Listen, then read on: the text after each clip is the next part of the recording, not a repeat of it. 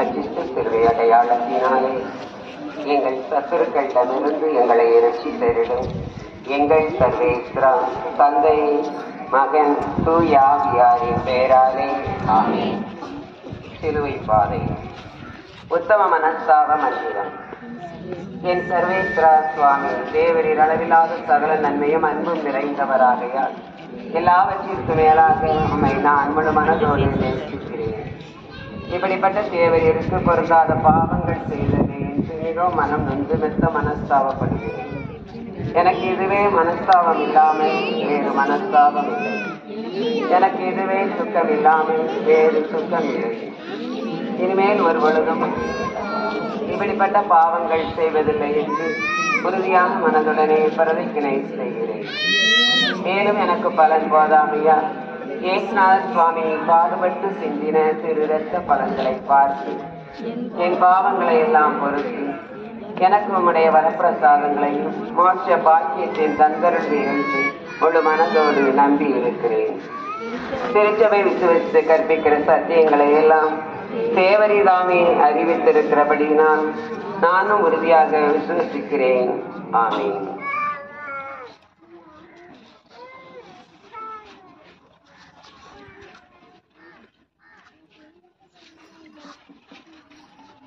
சிலுவை பாதை.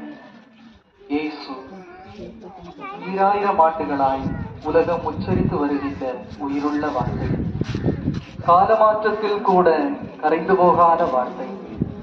ஆயுதங்களாலே பூமியில் புரட்சித்தீயை மூட்ட முடியும் என்று அகராதி படைத்த போது அன்பாலும் அதை செய்ய முடியும் என்று நிரூபித்து காட்டியவர்.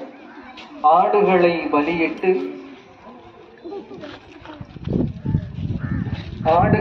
பலியிட்டு ஆன்மபலம் சேர்ந்தவர்கள் நடுவில் தன்னையே பலி கொடுத்து தனது இரத்தத்தால் பூமியின் அழுக்கை சலுவை செய்தவர். கத்தியும் இரத்தமும் கைகோர்த்து கொண்டதால் சமூக விடுதலை சாத்தியமாகும் என்று சாசனம் எழுதிய போது உலகத்தை ஊனப்படுத்தாமல் உறவுகளால் சமூக மாற்றம் கண்டவர் நம் ஆண்டவர் இயேசு. இவர் காயப்பட்டவர், காயப்படுத்தியவர் அல்ல. பூமியை பிடித்த இருட்டை விரட்ட தன்னை மெழுகாக கரைத்து கொண்டவர். நல்ல ஆயன் நானே என்று உலகில் இவர் ஒருவரால் மட்டுமே சொல்ல முடிந்தது. மக்களை மந்தையாக வைத்துக் கொண்டு ஆட்சியை பிடிக்கிற அரசியல் அறியாதவர். எனவேதான் காணாமல் போன ஆடுகளுக்காக தன்னை காணிக்கையாக்கி கொண்டார். எனவேதான் உலகமே இந்த முள்முடி மன்னருக்கு தங்கள் இதய இருக்கையில் இடம் தந்துள்ளது. அவமானத்தின் வடிவமாய் கல்வாரி குன்றில் எழுந்து சிலுவை இன்று உப்பரிக்கையின் மீது உயர்ந்து நிற்கிறது. தியாகம் எனும் சொல்லுக்கு இவரால் தான் அர்த்தமே பிறந்தது. மாட்டு தொழுவில் மலர்ந்து மரியின் மடியில் தவிழ்ந்து தச்சு கூடத்தில் உழைத்து நாடு முழுவதும் நடந்து ஏழையர் இதயத்தில் இடம் பிடித்து அதிகார வர்க்கத்தோடு மோதல் நடத்தி கல்வாரி குன்றில் உயிர் துறந்து இரவல் கல்லறையில் அடங்கி போன ஓர் இரவாத வரலாறு இங்கே மொழி பெயர்க்கப்படுகிறது. வாருங்கள், நாமும் இணைவோம்.